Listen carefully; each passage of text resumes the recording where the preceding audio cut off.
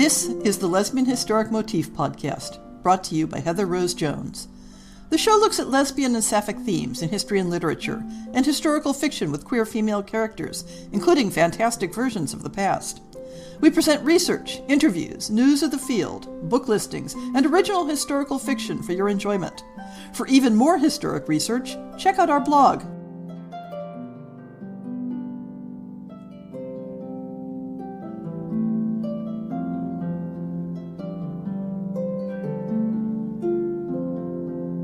Welcome to On the Shelf for May 2026. Well, it's now been an entire year since my retirement. You know that feeling after some significant life change where it seems like it only happened yesterday, even though it's been a while? I feel like that about the last time I moved. It was back in 2011, but continues to feel very recent. But retirement. It feels like I have been retired forever, and it's hard to remember life with day job. I sometimes have flashes of memory. Oh, right, commuting into Berkeley, stopping at the bakery for a pastry, meetings, doing walkthroughs of production equipment, diving deep into writing reports. But it's sort of like a dream now. I meant to keep much more in touch with my former co-workers, but time slips away and my focus is all on my projects, my bicycling, and my garden. A chat recently with one of my authors for the fiction series reminded me that it's time to set up the call for submissions page for this year. The call for submissions from last year is still linked in the website menus, and nothing significant will change, so there's no reason to put off writing. As I've mentioned previously, 2027 will be the last year I run the fiction series, finishing off a 10-year run. The podcast itself will keep running as long as I can keep coming up with things to say. It probably isn't too early to mention that I'll be attending the Golden Crown Literary Society conference this year. If you'll be there too, please do hunt me down to say hi. I don't yet know if I'll be on any programming, but I hope to take the opportunity to record some interviews if the stars align. On the blog, although I got distracted from posting articles for a while by a non-lesbian project, I binged a bit in the last week to get caught up with the ones I'd written up. Valerie Traub's The Perversion of Lesbian Desire is a precursor to it for a chapter in her book, The Renaissance of Lesbianism, but it was worth revisiting the material in a little more detail. Because of the semi-random way I encounter publications, this is hardly the first time that I've blogged two different versions of an author's work. That was also the case for Tim Hitchcock's Redefining Sex in 18th Century England, which I confess I had as many criticisms of this time as the previous read. Dawn M. Good's Dueling Discourses, The Erotics of Female Friendship in Mary Picks's Queen Catherine, was a bit tangential to sapphic themes, exploring the relationship between two female characters in a late 17th century play. Much more pertinent, from the same era, was Molly MacLane's Love, Friendship, and Power, Queen Mary II's Letters to Francis Apsley, which reviews the very passionate sentiments in the correspondence and the social and literary context that helps us understand them. And finally, Christine Rolston's Separating the Inseparables, Female Friendship and Its Discontents in 18th Century France, while mostly about gender politics in Revolution-era France, makes an unintentional point about the coded language available to talk about lesbianism that was perfectly clear to those who used it, even when sexual vocabulary wasn't used. When I do a library run to the University of California at Berkeley and download 100 or so journal articles, I like to group them in thematic sets, just to make the blog a smidge less random. In the current set, I've already done clusters on global topics, general articles on sexuality, pornography, and finishing up this month with a set generally on early modern friendship. The other sets I have lined up, in no particular order, are 19th century biography, classical topics, 19th century France, literature of the 17th to 19th centuries, medieval topics, poetry, theater-related topics, and trans-related topics. I haven't decided which to tackle next. If you'd love me to prioritize any of these, give it a shout-out in social media. No new book shopping for the blog. Maybe. On a whim, when I was in a bookstore that didn't have the title I was looking for, I picked up Jane Austen's Bookshelf by Rebecca Romney, about the women novelists who influenced Austen's writing. At least 4 of the relevant authors have been discussed in articles I've blogged, so although I'm not planning to blog this book, it's not entirely unconnected to the project. So, what are the new and recent lesbian and sapphic historicals? As usual, I'll be condensing the cover copy a little. A few of the book blurbs were really long. I think some authors need refreshing on the concept of elevator pitch. Circling back to March, we have a somewhat bonkers take on Tudor royal politics in The Beheading Game by Rebecca Lehman from Crown. In the hours after Anne Boleyn's beheading, she wakes to find herself unceremoniously laid to rest in a makeshift coffin, her head wrapped in linen at her knees. Anne escapes the Tower of London, sews her head back on, and then sets out on a quest to kill Henry VIII before he can marry her own lady-in-waiting, Jane Seymour. The stakes are high. If Jane gives birth to a rival heir, Anne's daughter Elizabeth will lose her claim to the throne. Traveling the streets of London in the guise of a commoner, with the help of a prostitute who becomes a trusted friend, and perhaps something more, Anne soon realizes how little she knew about life in the real world. Consider This My Witness by Madeline Klein sounds a bit dark, not in the horror sense, but in the tragic sense. I hope I'm not putting anyone off by that, because by the writing in the cover copy, it looks like a very solid story. In the Fenland of 1645, Maren keeps a quiet life. She tends the fire, she mends the cloth, she says yes when yes is required. Her husband is a good man, and she has always known this. It is only the distance between who she is and who she is required to be that she cannot name. Then Alice comes. She comes with the smell of the fen on her, and herbs she has been drying, and a knowledge passed down through the women of this land for 3 generations. She comes and does not leave again. Not really. Not from the place in Maren's chest where she takes up residence in September and never moves. The mechanism arrives that same autumn. Men with the right authority and the right questions and all the patience in the world. The witch-finders' committees are forming. The drainage engineers are cutting new channels through the mere. Everything is being remade into something it has not decided to be. Maren watches. She stays quiet. She says yes. She will spend 43 years learning what that cost. The 2-book series, Beneath the Quiet Valley, by Eleanor Foster, starts out with a similar feel, but sounds like it moves to a more hopeful place. I can't tell from the cover copy exactly when and where the setting is, but it could be so many times and places. In a quiet mining valley where lives follow the same path year after year, change is not welcomed, it is endured. Clara has spent her life doing what is expected of her. She keeps the house warm, the meals ready, and the silence gentle while her husband works the mines. It is a life built on duty, steadiness, and compromise. Until the day Betty arrives. New to the village and trapped in a difficult marriage, Betty brings with her a restless energy the valley has never known. What begins as friendship soon becomes something deeper, something neither woman has the language to explain, but neither can deny. The second book, 2 Lives, hints at the direction that story took. Betty believed she had already found her place in the quiet valley beside Clara, a life built on tenderness, loyalty, and a love that had grown stronger in the shadows of a watchful world. But when a journey to the coast brings an unexpected reunion with someone from Clara's past, the fragile balance between them begins to shift. Olive is confident, independent, and carries a freedom Betty has never known. As Clara's health slowly fades, Betty finds herself caught between devotion and desire, loyalty and possibility. I saved one April book over to this month to coordinate with an author interview. You'll hear more about The Mystery of the Bitten Peach by Cecilia Tan from Neon Hemlock later in this show. Meet May, a young Chinese-American who has discovered that she has the mystical ability to transport herself anywhere that is spiritually China, including Chinatowns around the world in different eras of Chinese history. As an adoptive child of the diaspora, May was raised in America with no knowledge of Chinese folklore or fairy tales.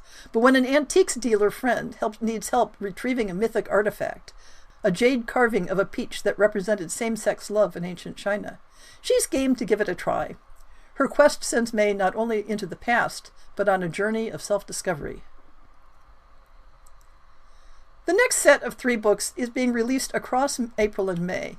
The cover copy is extremely long and has a lot of overlap across the 3 books, so I'm going to combine them into a single description. The publisher seems to specialize in theological historical fiction, so I'm not entirely certain how the implied sapphic relationship is handled. The series title is The Woman at the Well, and the 3 books are The Water That Remembers, The Weight of Staying, and The Courage to Remain. The historical inspiration for the story is the tale of the Samaritan woman at Jacob's Well in the Bible.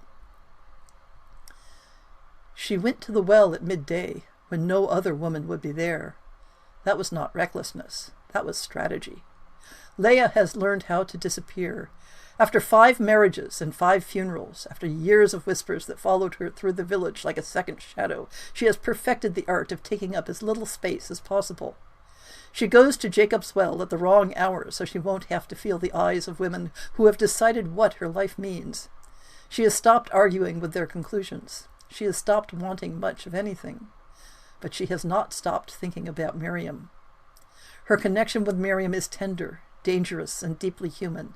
2 women finding each other in the narrow margins of a world that had no place for what they were to each other.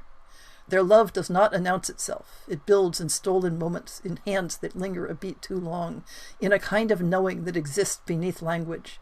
It is the truest thing in Leah's life, and the most impossible. Then a Jewish stranger asks her for water. The encounter at Jacob's Well does not fix Leah.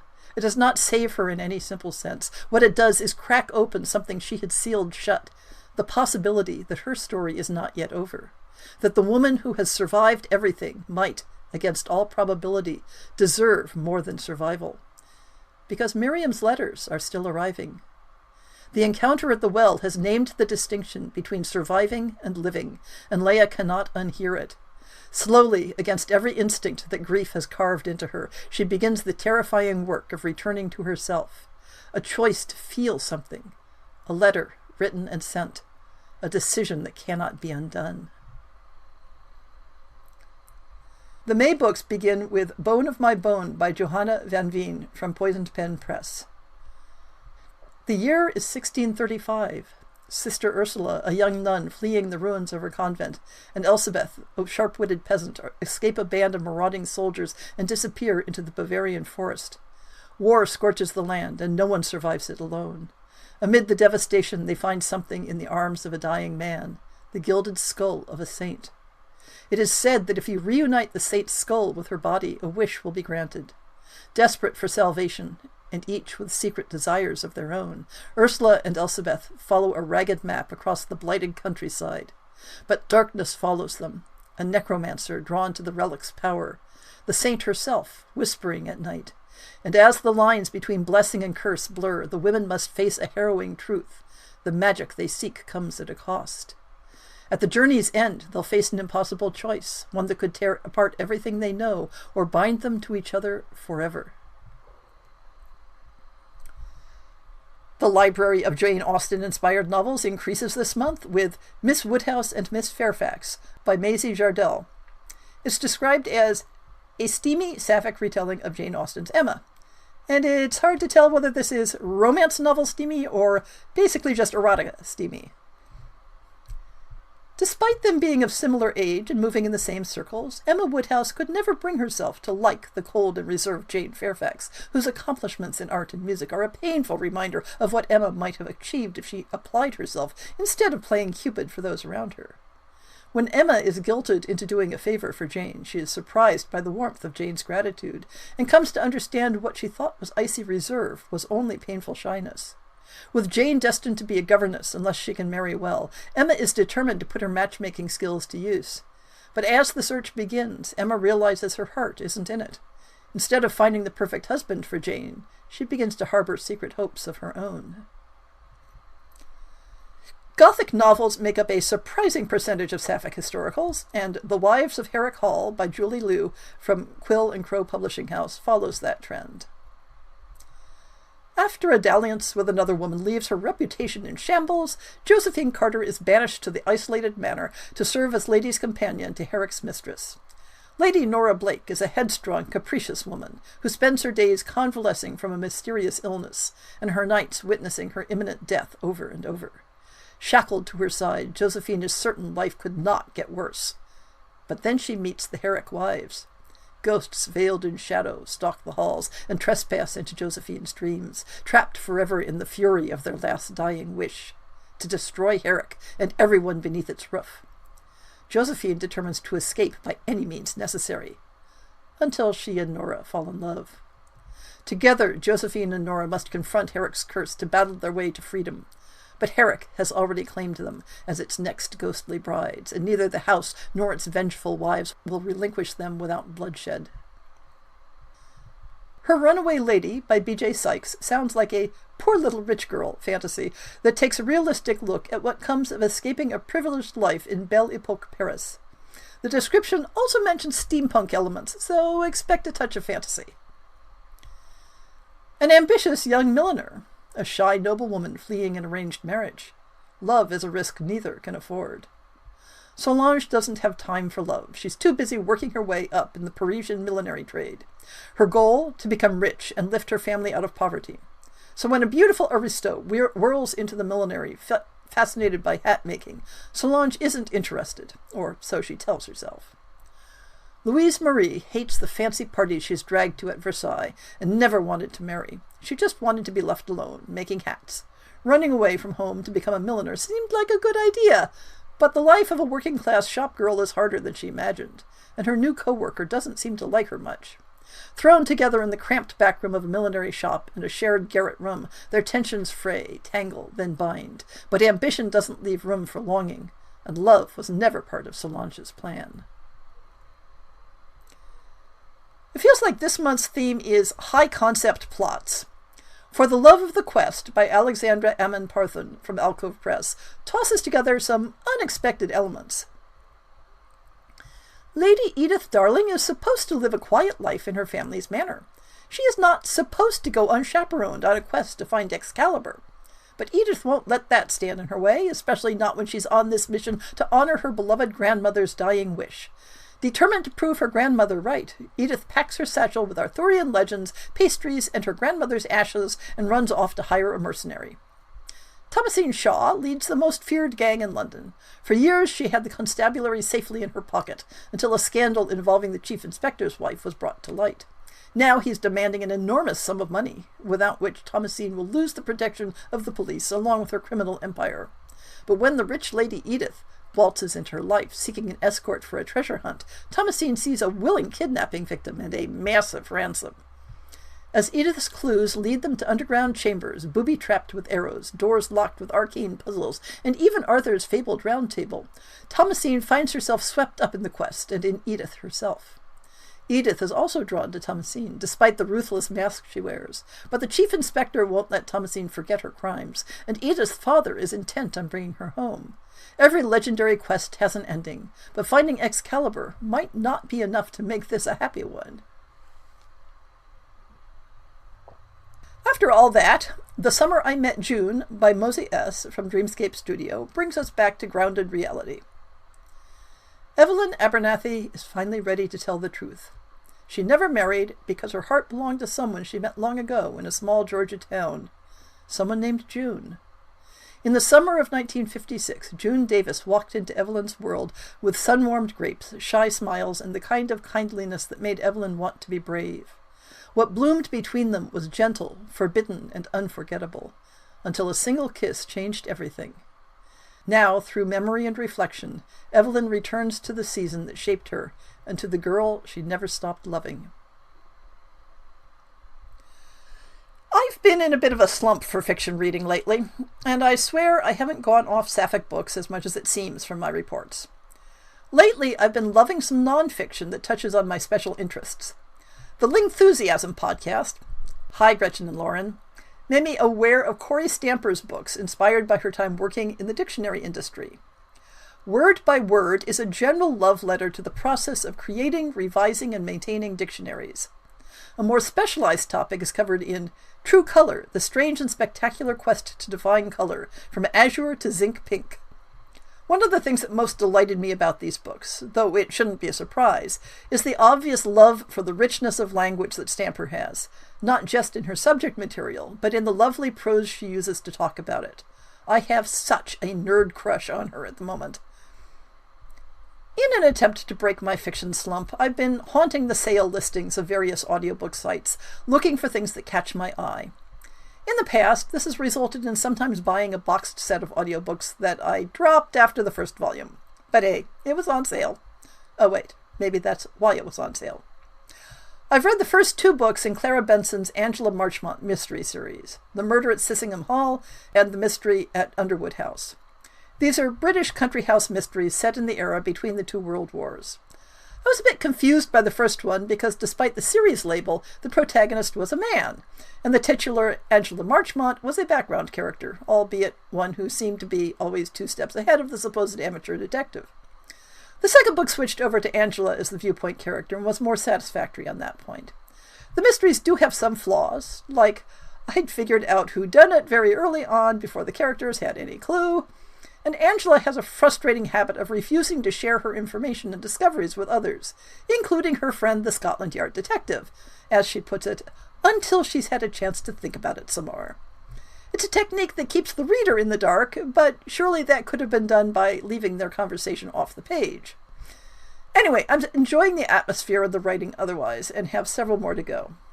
But in the meantime, I need to finish the copy of Tasha Suri's The Isle in the Silver Sea that I have out from the library, which I'll report on after I've finished it. And then there's a new KJ Charles that just dropped, so that has me set for the next while. I used to complain a little about the number of different ebook apps I need to use to keep track of books from different sources. But now I think they're outnumbered by the number of audiobook apps that I rotate through. Since I dropped my Audible subscription, I mostly use it for sleep listening of familiar books, though I still have a few titles there that I haven't opened yet. I have a lot of favorites through Apple Books, and that's my go-to for when I want to pre-order something I desperately want to own. For older public domain titles, I rely on LibriVox, despite the variable quality of the volunteer narrators. I use Libby for my library borrows, especially recent releases, which adds a random quality to the scheduling, since I never know when a hold is going to come in, and then I feel a moral obligation to turn it around quickly so the next person can get the book. And recently, I've added Libro FM along with Chirp for their regular sale listings. Libro FM has a deal similar to that for bookshop.org, where you can designate a brick-and-mortar bookstore to get a share of the purchase price. These days, bookshop.org is my first choice for hard copy books, except in the rare case when I find myself in an actual store, and now they also have ebooks. So, folks, there are lots of alternatives to the Amazon monopoly, and I will always encourage people to try them out. Those free, quote-unquote, reads you get from Kindle Unlimited are the honey that traps you into a system that not only gouges authors, but has a very checkered track record when it comes to treating queer books fairly. This is a hill I will die on. Moving on. This month, we're happy to welcome Cecilia Tan to the show. Welcome to the Lesbian Historic Motif Podcast, Cecilia. Thanks for having me. Why don't we start out with you telling us a little bit about your new book? All right. The new book is called The Mystery of the Bitten Peach. And it is actually a mystery because it's a whodunit. And it's a time travel lesbian romance also. So there's a lot going on in this book. I love genre mashups. Yeah. And that's what I've always done. Like all my whole career has always been, I've been glomming things together. I said, it's the postmodern age. I guess I'm a postmodernist in some fashion, and just, it's where the two things that don't necessarily fit together rub together that makes the sparks for me. So, Yeah, I was just commenting on a social media post this morning. Somebody saying it's like, well, I've always been writing historicals, but I feel like I could write romantic comedy. And well, romantic comedy in a historical setting. What's not to right? Exactly. And just, it means fulfilling more contracts with the reader, but that's fine. Like my ideal reader is me, really. I mean, I'm like, would I like this? Would I have fun with this? Would I enjoy this ride? Yes. Okay, good. Then there's someone out there who will also enjoy it. That's, ultimately the important thing, right? We've got a lesbian time travel romantic mystery set in Well, so parts of it are set in ancient China, parts of it are set in modern day New York, parts of it are set in Boston in the 1990s, because when I first started writing about this character with the time traveling ability, it was the 90s. So, in fact, when I was working on this story, I was originally like, well, okay, I took this character, if this character's canon is that she's, sort of from the 90s, then like how am I going to make this work out with, and I'm like, oh, well, it's time travel. She can just have time traveled to now. So it's like, oh, duh, that one's easy. Uh-huh.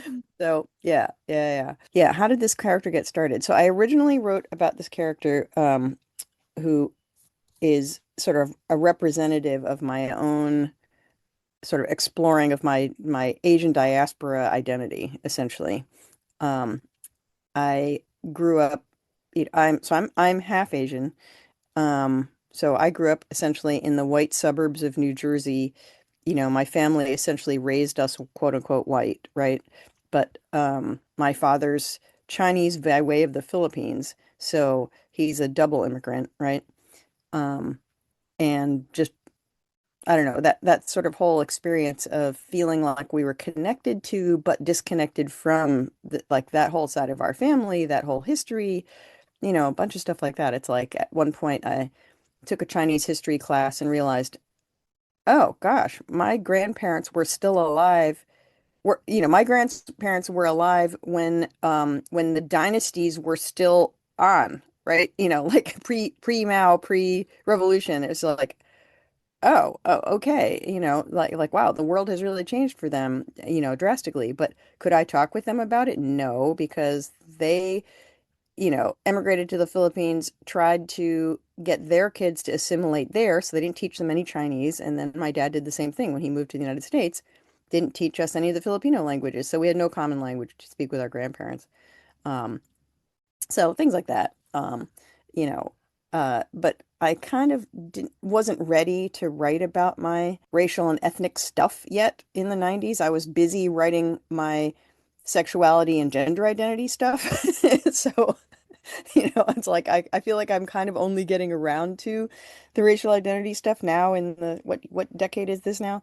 We're in the 2020s. So but yeah, I wrote a story with this character for an anthology that Firebrand Books, which was a lesbian publisher run by Nancy Bariano back in the day.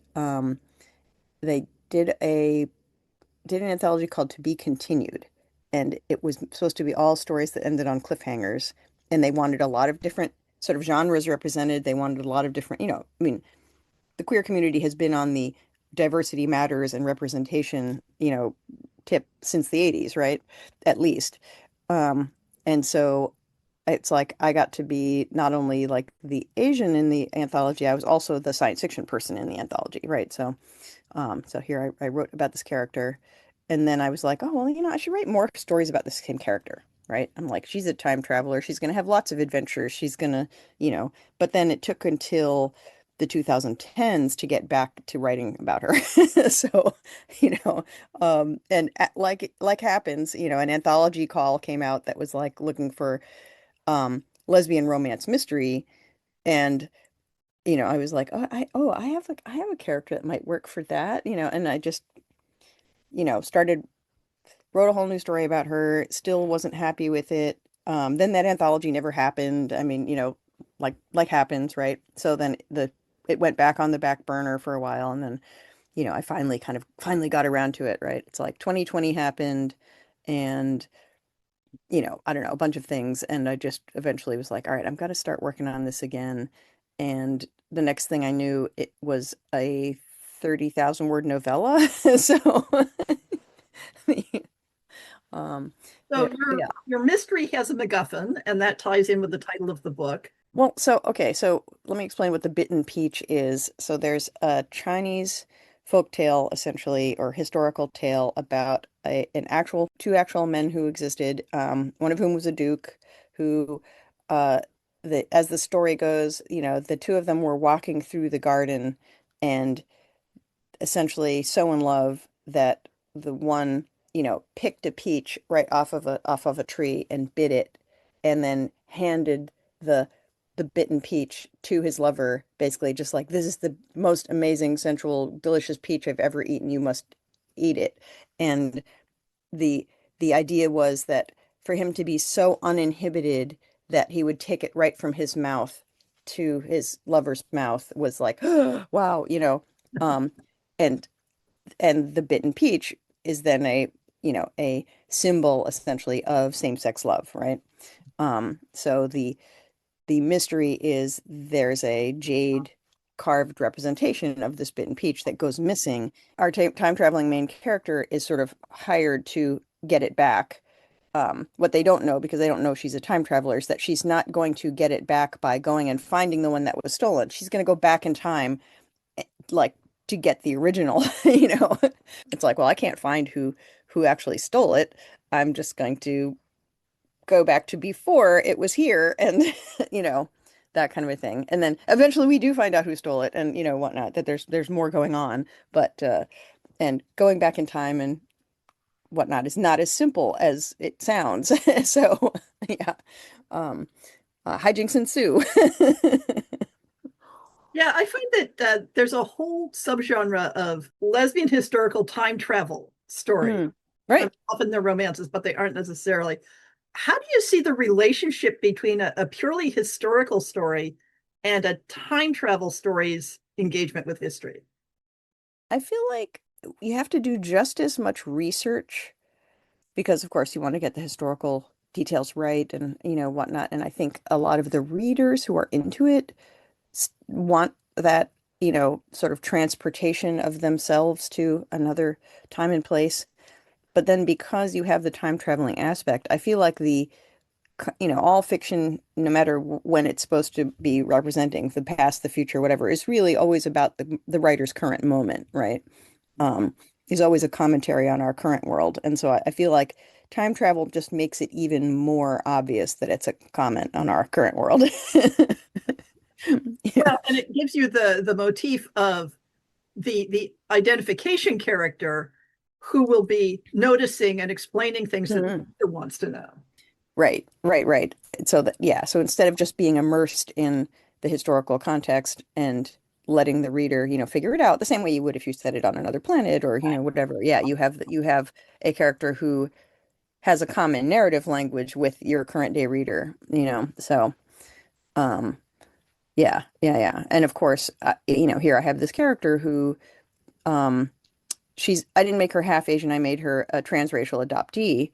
So, raised in the United States, um, without much sort of acknowledgement of her Chinese heritage and her kind of yearning to know more about it and to want to learn more when she gets to college. She tries, she takes a Chinese language class, she takes a Chinese history class, and she still feels like she's searching for something. And then, eventually like gets a job at a Chinese restaurant and then accidentally discovers her time traveling ability, right? And it's like you don't know what you don't know, right? And and the first time she time travels, she goes back to the 1970s and at first doesn't realize that she's in another time either, right? And it's kind of like, boy, things here are different, or whatever. She knows she's traveled to a different place, but she's like, you know, and yeah, it takes a while before she figures out, oh gosh, I can actually, you know, I can really like not just go into different localities, but that yeah, that I can dial the clock back to um becomes a, and it's because this is not a story about like explaining how her power works or anything like that. Um, it's more about, I don't know, the interior change that takes place in her when she, the things she learns and how they change her perspective on herself and the world, right? So, it's not a science fiction story. It's a time travel lesbian romance, So at no point does like a god come down and say, "Here is how your power works," and you need these points, and then if you roll a 20, you will, yeah, yeah. There's nothing like that, right? It's like it's there are some rules about how it works, but then a lot of it is just her intuition at work, right? Yeah, hand wave, because it's like, the gods are inscrutable. You can't explain how the gods do what they do, just By the way, I love the cover of the book. It is so gorgeous. But Oh, I'm so happy. Yeah, Dan it's Hemlock does beautiful. a lot of gorgeous covers. Yeah, D Dave goes out and finds really fantastic artists who are humans and not AI. And you know, yeah. He basically had sent me a note saying, "Here's an artist I'd like to approach. What do you think?" And I was just like, "Yes, please do it." And she was very amenable to working within his budget. So, yeah, um, yeah, it's probably one of the best book covers I've ever had. So, And you've had a lot of things published. I want to sort of mm. dig into your background a bit because as generations pass, my listeners may not know who you are. You have been active in writing and publishing since the 80s.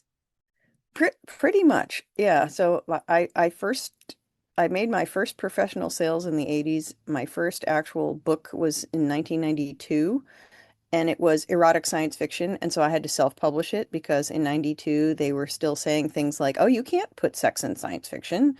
You know, that some 14-year-old might read it and their mom would be mad. And I mean, literally people said things like that to me. Like you can't put eroticism and science fiction together. And I was like, I that doesn't make any sense to me. And second of all, watch me. So, and well, and it was before self-publishing was cool, right? So it's like I had to go and get a PO box and get an ISBN prefix and, do all these things, right? That um n now are sort of less necessary. And there was no, you know, Amazon didn't exist yet. Everything was basically and even the chain bookstores were smaller back then. Those were the days of just like Walden Books and B. Dalton and, Borders wasn't a national thing yet and that kind of stuff. And it was just, yep, I had to figure it all out. Where to get the books manufactured, how to ship them around the country, how to, everything. And But the press, which yeah. specialized in erotica. Yeah, right. Circlet Press specialized in the science fiction and fantasy that was too spicy for anyone else, basically. And I was like, if you got rejected because there was too much sex in your thing, you send it to me. And the thing was, I self-published a book called Telepaths Don't Need Safe Words, because, which was a short, it was a chapbook, really. It was three short stories. And I just, literally the first 100 copy print run, I hand stapled on the floor of my apartment. I mean, like I got the pages printed by photocopying them at my day job in book publishing. Um, yeah, I worked at Beacon Press, which is a mostly nonfiction with a little bit of fiction mixed in, but mostly nonfiction, a very, liberal nonfiction publisher that does everything from philosophy to, you know, women's studies, black studies, sort of Beacon is sort of like a university press, except instead of a university, they're actually part of the Unitarian Universalist Association. Um, Really, really fun first job straight out of college, to work there. But, publishing does not pay very well. And, Boston is an expensive city to live in. And, so there was a lot of ramen and, whatnot. And, but yeah, so I snuck the photocopying of the pages on the copier. I did one page a day for like a month, kind of a thing, and then stapled them together, and then brought them to a convention in New York called Lunacon, which sadly does not happen anymore. But and I basically had sold them all by Saturday. It was like people were chasing me down in the hallway, like, "I hear you have a book," and I'm like, "Oh, I'm sold out. I'm sorry." So the next print run, I went to a professional printer and got 500 Yeah. printed, you know, and on it went, right? So, I think the next print run was 2000, and then, but within a month of that convention, I started getting manuscripts in the mail from professional science fiction writers who were like, I have stories like that at home in a drawer. And I could have told them, well, you too can buy a big stapler and steal photocopying from your job. But instead, I said, oh, I would be happy to consider your manuscript. And they, and what I found, of course, also is that in the world of erotica, the short story is really the prime medium, right? And like erotic novels are a thing, but it's much more difficult to sort of maintain erotic tension over the course of a whole novel and so forth. And especially when you're your focus is on the erotica and not necessarily on the relationship the way a romance is, right?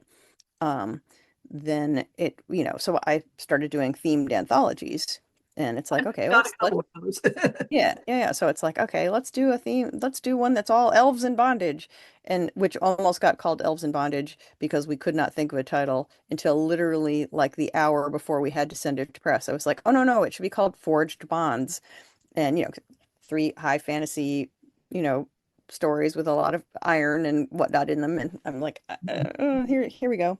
Um, Nowadays, I would just call it Elves in Bondage, but that now we live in the world of Google SEO, right? So, but but yeah, we did vampires, we did just all different things, and then I also did a lot of just queer representation kind of stuff, um, because if I'm doing a book of erotic vampire stories, I'm not going to split them up into, okay, the lesbian stories are over here, and the gay stories are over here, and the heterosexual stories are over here, and the non-classifiable stories are over here.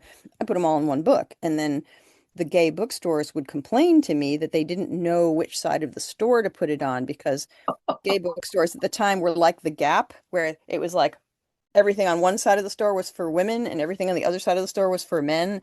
And it was like never the twain shall meet somehow. And I'm like, it's your problem to figure out where to put it. My problem is not, I'm like, do you have a science fiction section? Yeah, it's probably where it should go. But if not, how about Bride of the Crash Register? I think that's where you should put it. Just it was such a self-assured little shit. Yeah, the classification and discoverability is still hmm a problem.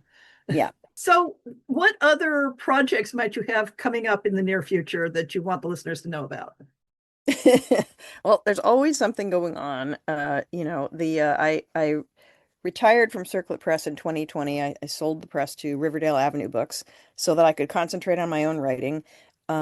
And the fun part now is that I am kind of getting to decide what I want to write next. I'm at a point in my career where it's like I've been with two or three of the big five at this point, and then, whenever I come up with an idea they don't like, I'll just self-publish it, right? It's like I don't know, I sort of have the freedom to do that.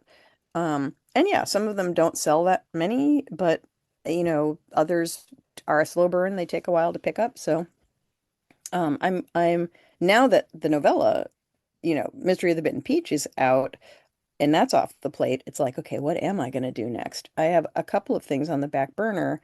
Um, I'm writing a I'm writing a dragon book.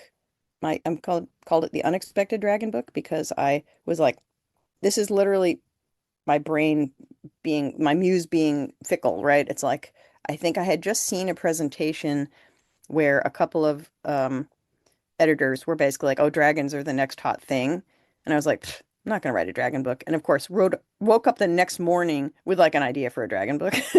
So, but it being me, it's like, well, but mine is the dragon book that is gonna subvert the dragon tropes, whatever. So it's like, okay, but we're in, like I said, we're in the postmodern age. Subverting a trope is also supporting a trope sometimes, so so I don't know. We'll see where that one goes. That was one where I thought it was going to be what I would call a love-hate triangle, where three characters all hate each other, and then we'll have to see if anyone ends up with anyone in the end, Uh-huh. or or if they just mostly like if they actually want to kill each other, if they succeed in killing each other. I'm not sure. It's like I don't know if it's going to be a romance or a fantasy yet. But now a fourth character came along who I'm like, oh, actually, you're really interesting. That changes the whole dynamic. So I've got to. I Details to work out. Yeah. well, this is also me rediscovering my pantsing ways. It's Uh-huh. like after like things like the Mystery of the Bitten Peach had to be very carefully plotted out because I had to figure out the time travel threads and how they work together and whatnot, and I had to build a whole structure and whatnot, and I knew where it was going, whereas often I don't know where things are going, right? And when you sell books to publishers, they want a proposal, right? They want you to say, here's what my plot is going to do. They know full well that you might not stick to your plan, but but they want you to There's a try, plan. right? And what I kind of discovered after, doing several series with, Hachette and some of the other big publishers is that I don't like plotting. if I do too much plotting, I essentially kill the enthusiasm for myself for finding out what happens. It's like I'm one of those people who I don't like watching movie trailers that give away too much of what happens in the movie because then I can't enjoy watching the movie. I spend the whole time kind of waiting for the thing I saw in the trailer to happen, which I would rather get the vibes of what's going on and then, but not actually know sort of what the plot is, right? And I mean, in a Hollywood movie, you kind of know what the plot is going to be a little bit, right? Anyway, some things are predictable from genre, right? So it's like, okay, this is a romance. That's all I need to know, right? I don't need to know all the details. Let me discover those as I read them. Well, that's the way I like to write also. And I know this is not true of everyone. I've got one of my former assistants she loved spoilers. She was one of those people who would go to the back of the book, read the end, and then start from the beginning, like needed that assurance that of where it was going and then needed to feel where it was going. And I'm like, I need the reader to trust me that I'm going to take them on a journey and then we're going to pull into the station at the end of the roller coaster ride nice and safe. But that's all the assurances I can give them. I can't tell you which twists and flips and whatever are going to happen. I have to figure that out as I go along. So this one it's the first time I ever wrote a book where I didn't sit down and like write a language first and do, whatever, and like the world building stuff and, whatnot. I just sat down and started writing the first chapter with no idea who these people were or what was going on. Because I'm like, I'm going to do the ultimate pantsing. And I think this is my brain rebelling against sort of the publishing industry, wanting you to be more of a plotter. And I'm like, I've tried to be a plotter for 10 years. It's time for me to do something for me. I'm just going to, so I don't know how long it's going to be. I don't know if it's going to be a duology, if it's going to be a 3-book series. I have no clue until I get to the end. So I'm going to give myself the time to just discover it. And now, of course, as I'm going along, I'm having to write a language and I'm having to, do all this world building, but it's because it comes out of the texture of what the story needs, as opposed to I felt like writing a language that had no letter S or, whatever. I've got my undergraduate degrees in cognitive and linguistic sciences, so it's like I enjoy writing languages and making stuff up and whatnot. But there becomes a time when you're like, okay, you could be. I don't need to make a writing system, and like I don't need to try to be J.R.R. Tolkien, right? It's like I need enough that it's believable and that and that I feel like if I wanted to fill in all the details, I could, but I don't need to. Uh-huh. Yeah. So, yeah. Well, so if people wanted to find you on social media, assuming you want to be found, which I am assuming you do, where should they look? These days, Blue Sky is where most of the chit-chatting is going on among science fiction and fantasy writers. So I'm there at @ceciliatan.com because they let you use your URL as your handle there. I'm also at ceciliatan.com. And then on some other platforms where that name was already taken because it's a super common name in Asia. Cecilia Tan is like Mary Smith. Yeah, so some high schooler in Singapore grabs my handle before me usually. But yeah, if you can't find me as Cecilia Tan, I'm C-Tan writer at most places. So like on Instagram, I'm C-Tan_writer, I think. But I'm easy to Google because of the many, many Cecilia Tans who are out there, I'm still the best known in the English speaking world. So Well, I will put links to all of those in the show notes. And thank you again for spending some time with the Lesbian Historic Motif podcast. Sure. Nice to meet.